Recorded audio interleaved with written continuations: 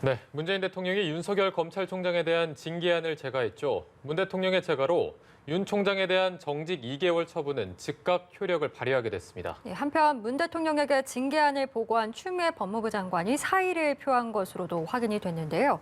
초유의 검찰총장 징계 결정을 오늘 김한규 변호사와 함께 이야기 나눠보겠습니다. 어서 오시죠. 네, 안녕하세요. 네, 안녕하십니까.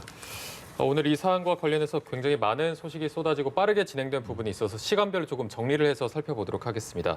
일단 오늘 새벽에 징계위에서 윤 총장에 대해서 정직 2개월 의결이 됐고요.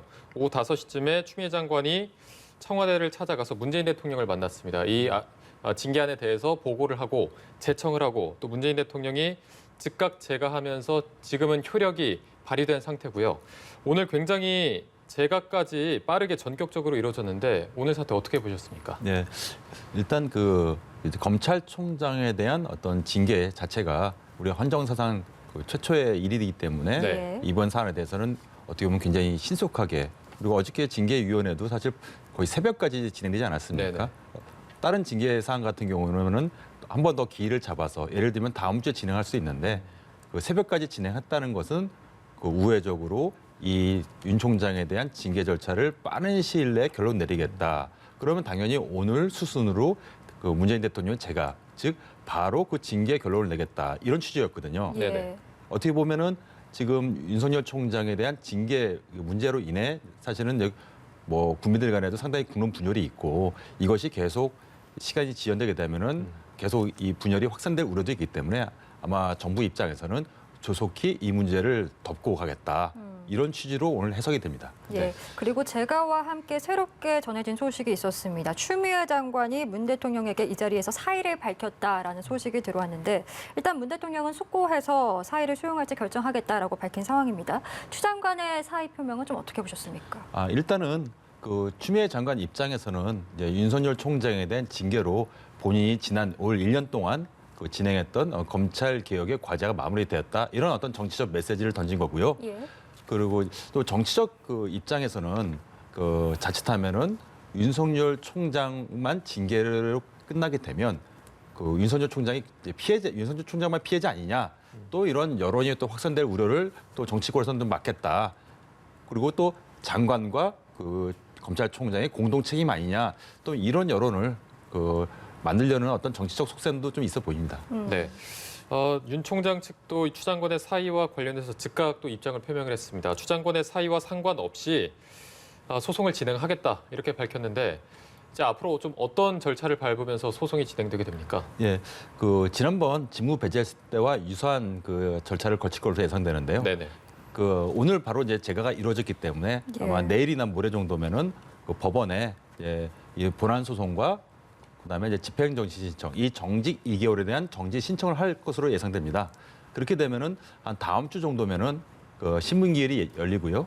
그럼 올해 넘어가기 전에는 법원에서 이 정직에 대한 집행정지가 인용될 것인지 예. 아니면 기각될 것인지에 대한 법원 판결이 예상됩니다. 징계 정당성이 이제 법원에서 판가름 나게 됐는데 정직 2개월이라는 이 징계 수위를 놓고도 여러 가지 좀 해석들이 있습니다. 뭐 기존에 예상했던 뭐 해임이라든지 정직 6개월, 3개월보다는 다소 낮은 처분이다라는 해석과 함께 중징계 처분이 만약에 내려질 경우 정권에게 미칠 영향력을 고려해서 이 정도의 처분이 나온 것이다라는 해석도 있거든요. 어떻게 보십니까? 사실 정직 2개월도 굉장히 무거운 처분은 맞습니다. 네네. 예. 다만 이번에 징계위원회가 윤석열 총장의 징계 사유로 내건 4가지 사유, 뭐 예를 들면 판사 사찰 문건이라든가 뭐 채널 A 관련 수사 방해, 아니면 정치적 중립 의무 위반, 뭐 이런 것들 사유는 어떻게 보면은 헌법 법률을 중대하게 위반한 사유로 해석되거든요. 그렇게 되면은 사실 이거는 뭐 해임 사유 더 나아가서는 뭐 탄핵 사유까지 해당되지 않나. 적어도 법리적으로는 그렇게 해석이 되는데 예. 또 의외로 굉장히 가벼운 정직도 무겁지만은 가볍은 정직 처분을 했거든요. 물론 이거에 대해서는 징계위 입장에서는 그 동안에 윤 총장이 뭐 공헌이 있었다 해서 참작했다 이렇게 뭐 정치적 메시지를 던졌지만은 예. 이 징계 사유로 든 것은 거의 해임 사유에 육박한 해당 사유임에서도 불구하고 막상 결론은 정직으로 좀 가벼웠다. 네, 이 판단이 조만간 있을 법원에서도 하나 좀 간접적으로 영향을 미치지 않을까 봅니다. 예. 네. 이제 본안 소송과 집행정지 이렇게 두 가지가 함께 진행이 될 텐데 본안 소송은 또 굉장히 오래 걸리지 않습니까? 예. 정직 2개월 동안에 심지어 이제 윤 총장의 임기가 내년 7월까지인데 7월 전에 판가름 나지 않을 가능성이 매우 커서 집행정지에 이제 양측 다 사활을 걸 것으로 보입니다. 이게 집행정지라는 게 그 징계 사유의 옳고 그름을 판단하는 게 아닌 거잖아요. 네, 맞습니다. 사실 그래서 그 징계위원회가 어저께 새벽까지 이제 이 회의를 진행한 것은 이 징계 사유는 어느 정도 정리됐는데 네네. 이 징계 결론을 해임을 할 것인지 정직으로 할 것인지 정직으로 한다면 몇 개월로 하실 것인지로 고민이 있을 거고요. 예. 그 고민의 전제는 그 윤 총장 측에서 법원에 이제 집행정지 신청을 하게 되면 사실 그 얼마 전에 있었던 직무 배제에서도 법원 판단이 한번 나오지 않았습니까? 네네. 예, 총장의 어떤 임기제를 보장하고 있는 어떤 지위의 어떤 무거움, 그 절차가 매우 엄정해야 된다는 걸 이미 밝혔기 때문에 또다시 그 중징계, 그러니까 장기간의 정직이라든가 해임을 했다가는 또다시 그 윤 총장이 복귀할 가능성이 높기 때문에 굉장히 짧은 2개월을 정한 거거든요. 그래서 아마 다음 주에 예정된 법원에서도 판단해서 과연 징계 사유와 근데 그 결론이 좀 서로 간에 일치되지 않는 점이 그 법원 판단에 좀 상당히 좀 영향이 있지 않을까 이렇게 예상은 됩니다. 네, 그 말씀해주신 이제 지난번에 그 직무 배제 집행정지 신청 인용한 부분이랑 많이 비교를 하곤 하는데 그때와 달라진 점이 있다면 그때는 이제 법무장관이 임의적으로 발동한 것이지만 이번에는 형식적으로 대통령이 직접 이제 징계를 한 게 되지 않습니까? 집행을 한 게 되지 않습니까? 이 부분도 좀 변수로 작용할 수 있지 않을까요? 사실 근데 어떻게 보면 이제 소송 상대방이라고 이제 알기 쉽게 말씀을 드리면 네네. 그 당시에는 이제 법무부 장관이었는데 이번엔 대통령입니다. 네. 예, 그래서 어떻게 보면 그 절차가 그 징계위원회 대통령이 제거라는 그 두 단계의 절차를 거쳤기 때문에 이전의 직무 배제보다는 어떤 절차가 좀 더 수고됐다 내지는 좀 그 징계 대상자인 윤 총장에게 더 방어권도 보장됐다 이런 취지를 아마 그 정부 입장에서는 주장할 가능성이 있고요. 예. 또 법원에서도 이 점은 그 이 종전과는 다르게 약간은 그 절차가 어느 정도 존중된 거 아니냐 이렇게 약간은 무게를 줄 가능성도 없지 않습니다. 예. 네. 징계위의 재가를 기점으로 이제 윤석열 검찰총장과 추미애 법무부 장관의 갈등이 아니라 이제 문재인 대통령과 윤 총장의 구도로 바뀌는 것이 아니냐라는 이제 이야기들이 있는데 만약에 앞으로 있을 징계 처분 뭐 소송전들에서 법원의 판단이 만약에 윤석열 총장이 유리하게 난다라고 하면 사실상 정권으로서는 굉장히 큰 부담 아니겠습니까? 그 되풀이 말씀드리지만 얼마 전에 있었던 직무 예. 배제에 대해서 이제 법원이 어떤 윤석열 총장의 손을 들어준 거 아니겠습니까? 예. 그로 인해서 그 있었던 여론조사도 사실 정부에게 굉장히 부정적으로 나왔거든요. 예. 근데 하물며 이번에는 이 징계위원회 더 나아가서 대통령의 재가까지 있었던 결정을 법원이 뒤집고 또다시 윤석열 총장의 손을 들어준다면 이전에 있었던 법원 결정보다는 비교되지 않을 정도의 파장이 예상되고요. 예. 그것은 아마 현 정부 입장에서는 굉장히 큰 그 정치적 부담으로 작용될 것으로 봅니다. 네. 그동안에 이제 윤 총장 측이 징계위 이제 1차, 2차 심의에서 보여준 모습들을 봤을 때 절차적 정당성, 공정성을 굉장히 강조하지 않았습니까? 이 부분이 결국에는 소송에서도 계속해서 이 부분을 주장할 것으로 보이는데 어떤 부분이 좀 쟁점이 될 거라고 보십니까? 예, 이번에서 이제 그 윤석열 총장 측에서는 여러 가지 절차적 정당성을 문제 삼고 있지만 네네. 가장 그 핵심적인 것은 그 중에서 가장 눈에 띄는 것은 그 당초 그 징계위원회에서 증인으로 채택되었던 심재철 검찰국장에 대해서 증인 철회를 했거든요. 네네. 철회를 했음에도 불구하고 별도로 또 의견서를 냈습니다. 이 예. 심 국장이.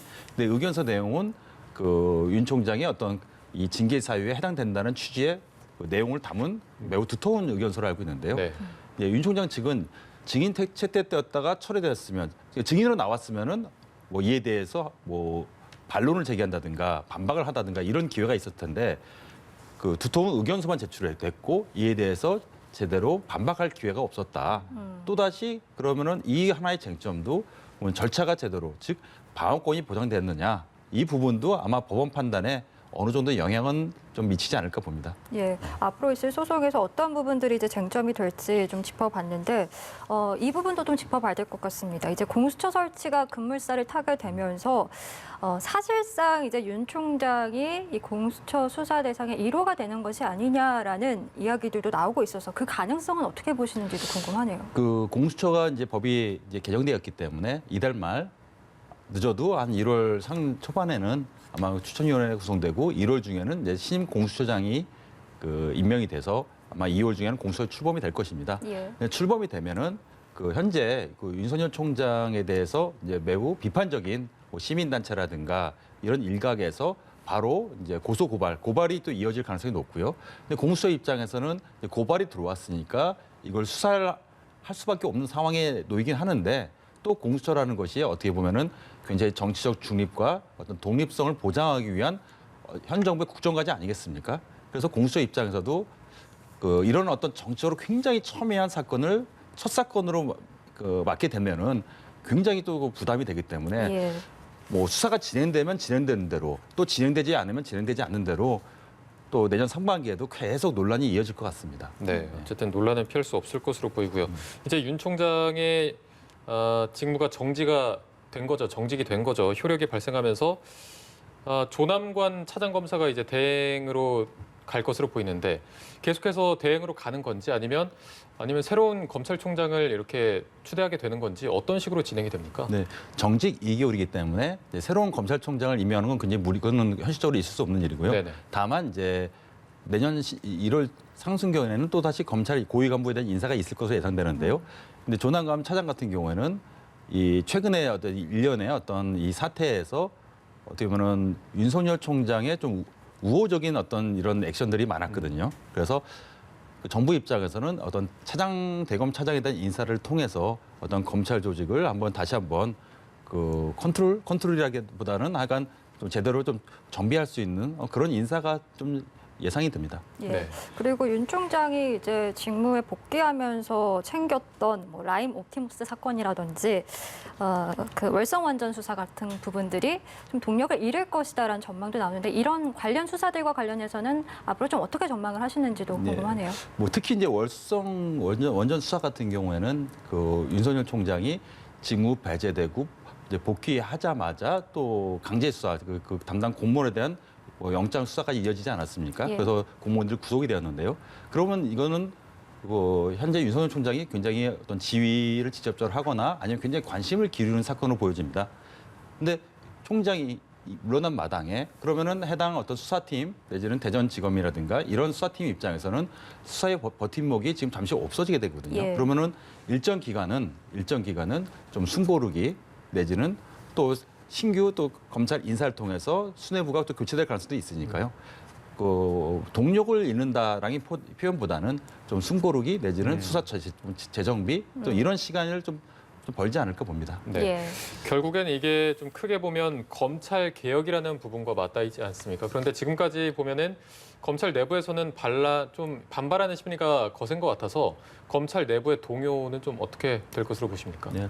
아마 검찰의 입장에서는 이런 것 같습니다. 그 검찰이 이제 수사를 할 때는 어떻게 보면 문재인 대통령께서도 계속 이제 누누이 강조하지 않으셨습니까? 어떻게 보면 살아있는 권력에 대해서도 뭐 제대로 수사를 할 것을 요구한다. 이게 검찰 개혁이다라고 말씀을 하셨고 예. 검찰의 입장에서는 그런 취지에 따라서 수사를 해왔는데 또 한편에서는 또 그런 시각이 있지 않습니까? 윤 총장이 이제 정권에 대한 수사를 하니까 또 이런 징계를 받는 거 아니냐 이런 또 시각도 유력하거든요. 네네. 그래서 현재 이 검찰의 입장에서 일반 평검사들의 입장에서는 그러면 앞으로 어느 그 시각으로 내지 어느 방향으로 수사해야 되는 것이 몹시 혼동이 있을 수 있고요. 예. 그리고 검찰총장도 이렇게 징계로 직무가 배제되게 되면은 그 평검사들 같은 경우는 계속 신분의 어떤 불안을 느낄 수밖에 없거든요.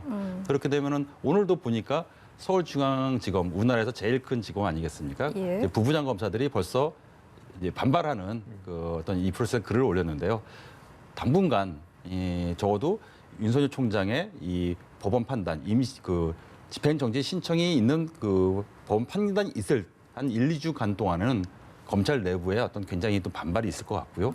또 정부는 또 정부대로 이에 대해서 이런 동요를 막을 수 있는 어떤 새로운 대안이라든가 메시지가 좀 필요하지 않나 봅니다. 예, 검찰 내부의 반발 기류가 속속 나오고 있는 상황이고 정치권으로도 이 파장이 번지는 양상입니다. 윤석열 검찰총장 징계와 관련해서 여당에서는 이제 검찰 개혁의 당위성이 확보됐다 이렇게 평가를 했지만 야당은 이번 사태의 정점에는 문재인 대통령이 있다 이렇게 파상 공세를 펼치고 있거든요. 앞으로 정치권의 파장은 어떻게 전망하십니까? 아마도 정치권에서는 아무래도 이 윤석열 총장의 징계에 대해서 뭐 어떻게 보면 약간 진영 논리 비슷하게 서로 유리하게 해석할 수밖에 없는데요. 예. 그 여당 입장에서는 추미애 장관의 어떤 1년 동안의 어떤 과정들을 검찰 개혁의 일환으로 해석할 수밖에 없고요. 그리고 따라서 윤석열 총장의 징계는 정당한 것이고 검찰 조직은 검찰 개혁이라는 어떤 대승적 차원의 또 어떤 동반해야 된다. 계속 이런 입장을 계속 낼 것이고요. 근데 야당의 입장에서는 뭐 윤석열 총장으로 상징되는 검찰이 계속 정권에 관련된 수사를 하니까 이렇게 징계하는 거 아니냐. 예. 이것은 결국은 마지막 그 징계 제거한 문재인 대통령의 책임 아니냐. 그래서 이런 혼란이 내년까지 계속 이어질 것으로 좀 우려도 되고 사실 예. 걱정되는 게 사실입니다. 네, 알겠습니다. 오늘 초유의 검찰총장 징계 결정에 대해서 김한규 변호사와 함께 이야기 나눠봤습니다. 오늘 고맙습니다. 고맙습니다. 감사합니다.